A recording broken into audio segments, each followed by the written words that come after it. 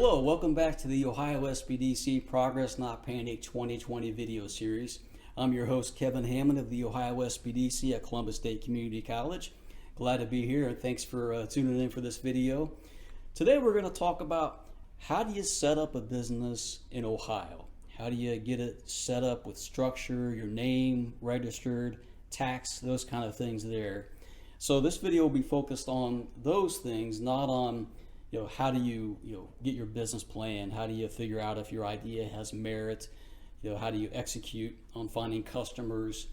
Those kind of things there. We'll address those in future videos. This is purely how do I make sure when I set my business up I've done it correctly, and what are those steps to make that happen? That's probably one of the most often questions I get from my clients is, how do I assure that I'm done these steps right, or how do I do them to make sure I'm legitimate, make sure I comply with all the regulations, tax kind of things. The regulations are set up by state, federal, local legislation, so there is sometimes some perceived challenge in assuring that compliance, which is understandable.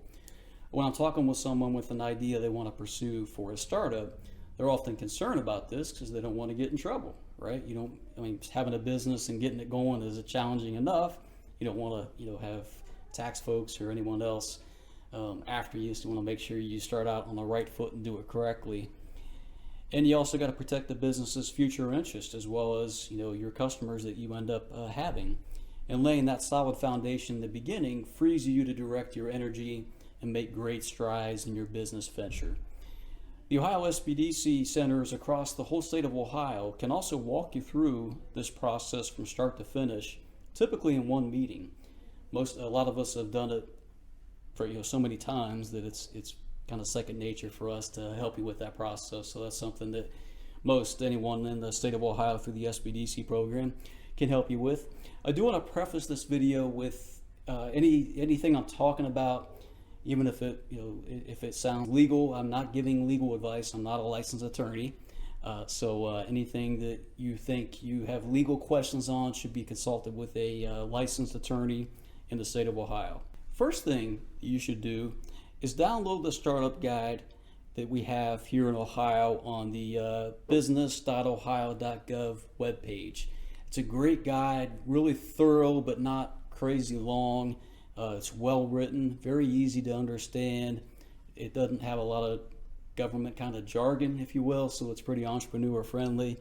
They've done a really great job on this guide, and it's visually appealing as well. So that's the first thing I would want you to do is just have that guide handy, and it walks you through a lot of these things that I'm talking about as well, and it also goes into some other stuff too. But that's the first thing I would want you to do is to have that guide handy, and again, it's free to download. So the first step in getting your business set up in Ohio is deciding what business name you want to call this new venture of yours.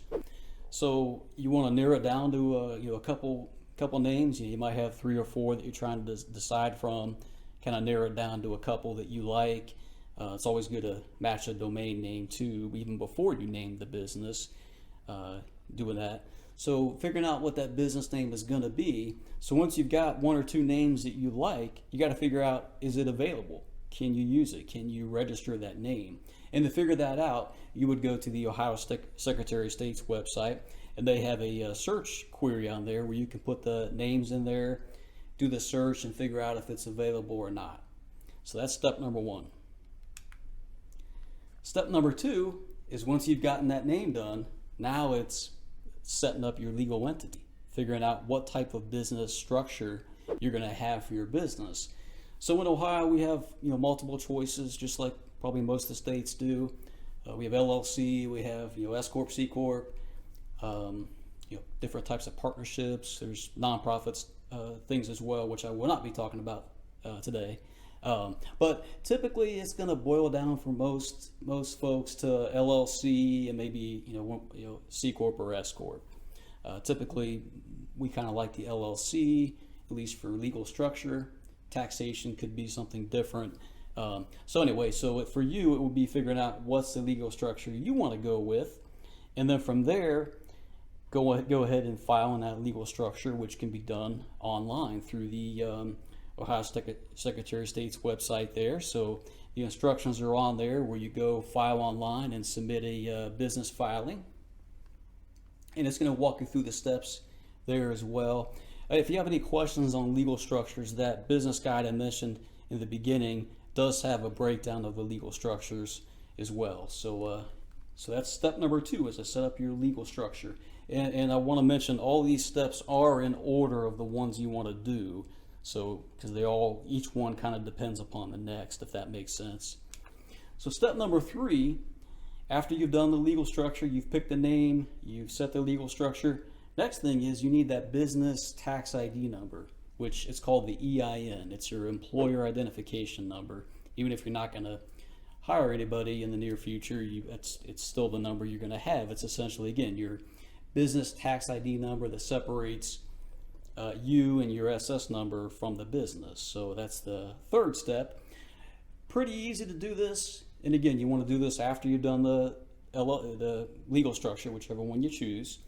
And you go to the IRS website there, and it's all online. And cool thing is you get your tax ID number instantaneously. So as soon as you follow the steps, it might take 10, 15 minutes or so, you get your tax ID number right away.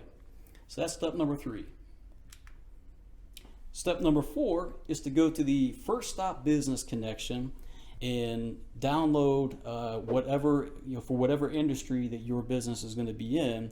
Choose that industry and download your essentially your kind of 1 or 2 page form that shows any licenses, anything that you might have to have that might be out of the ordinary for your kind of business. So certain types of businesses might have licenses and might need permits that other ones don't. So a lot of home-based businesses probably won't need anything on top of just having your legal structure and your EIN number. Step number 5 is part of the step number 4, where you look at those licenses and permits that you might have to get from the First Stop Business Connection. So on our slide here, I list just 2 examples that I downloaded here. One is on restaurants and one is on tutoring services. So if you're a restaurant, you're going to need more licenses and permits than you would for a tutoring service. So just keep that in mind. There may be things that you might need for licenses and permits, and also things you may need to ask local authorities about as well. Step number 6 is determining if you need to get a vendor's license for your business. So a vendor's license allows you and requires you to collect sales taxes in Ohio on things that are taxable. So most all products that are tangible, anything tangible typically is going to have a sales tax charge on it that you're selling. But there's also a lot of services that are sales tax, you have to charge sales taxes on as well. So you want to make sure whatever you're doing doesn't fall under something you're required to collect sales taxes for, which would therefore you would need to get a vendor's license. So again, if you're a service, don't think you don't have to collect sales taxes. You need to double check. So to find out if you needed to get a vendor's license, you would go to the Ohio Department of Taxation website. Kind of highlighted the areas there on the slide that you would look at. And if you do need to get a vendor's license, then you're going to go through the Ohio Business Gateway, create your account, and you'll get your vendor's license there. It's $25, no big deal there. If you're just starting out, you should select to be don't select to be a monthly filer, select to be a biannually, twice a year filer.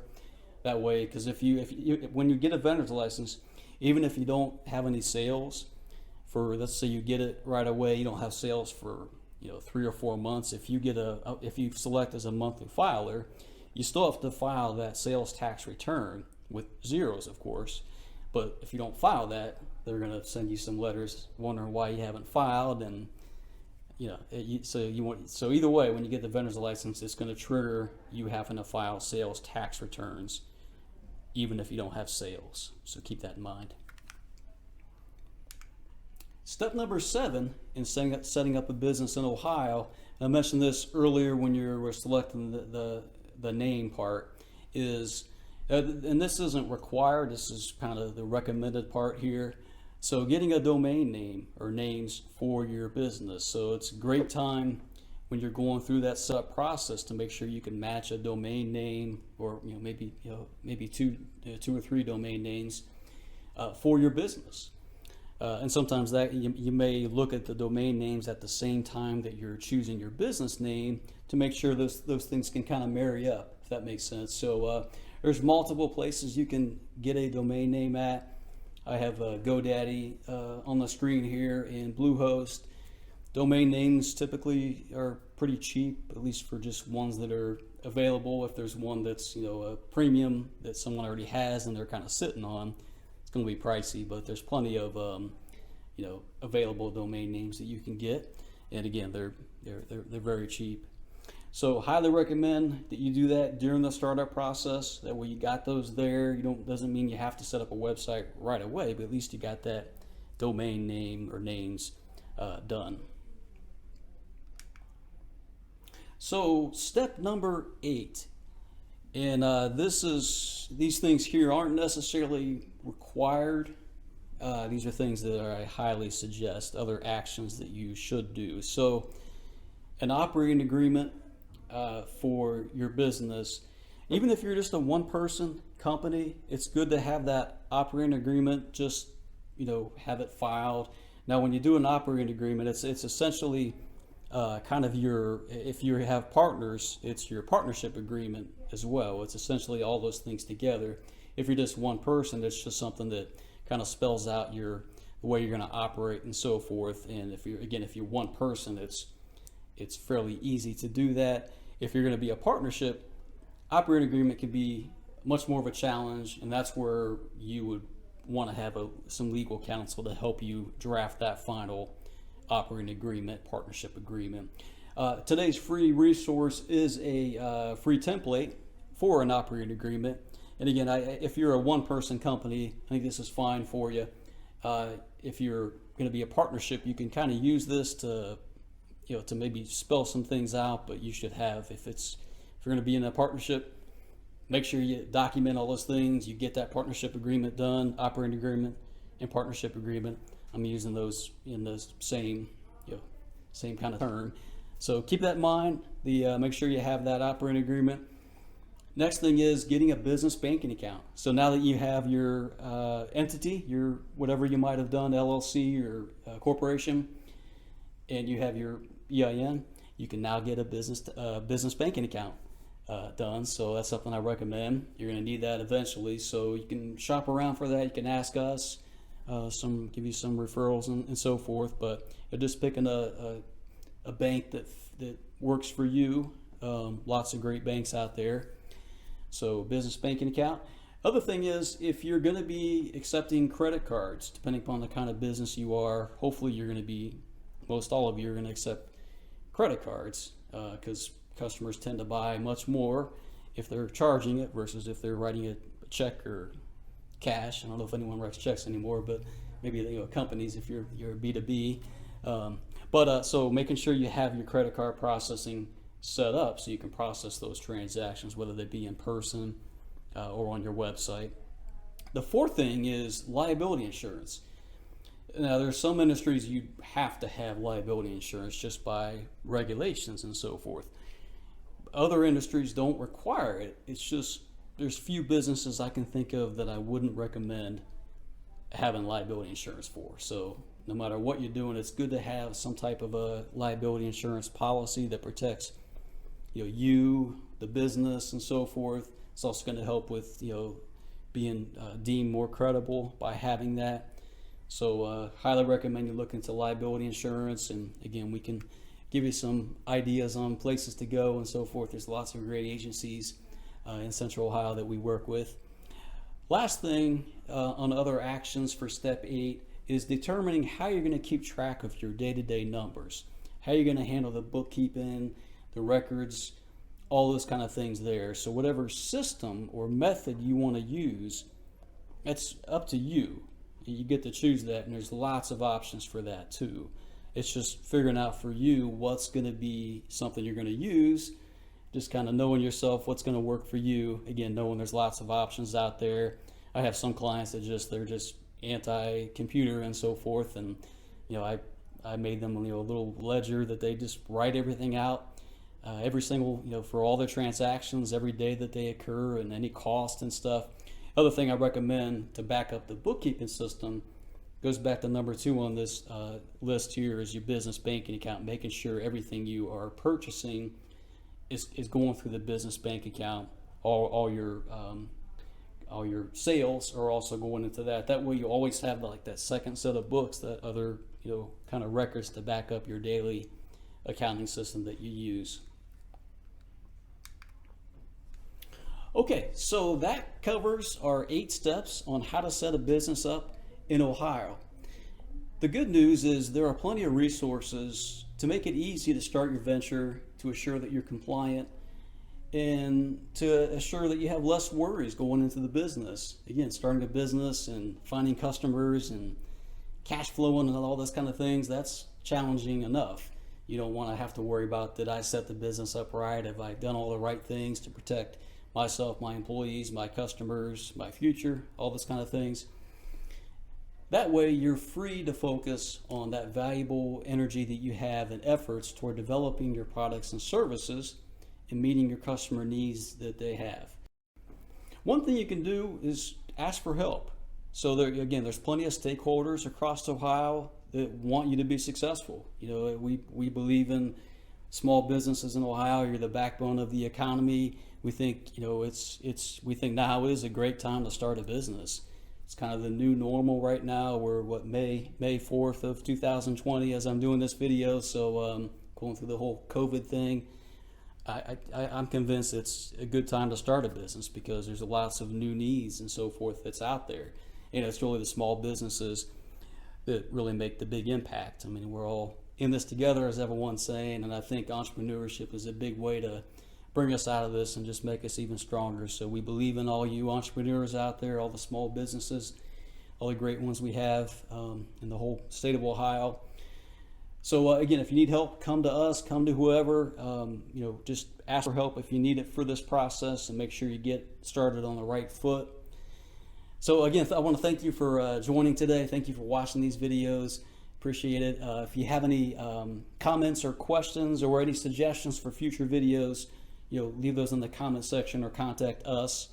And before I close up here, I want to mention our contact information here. So our email address, sbdccolumbus.com, and then our main intake for email was sbdc@cscc.edu.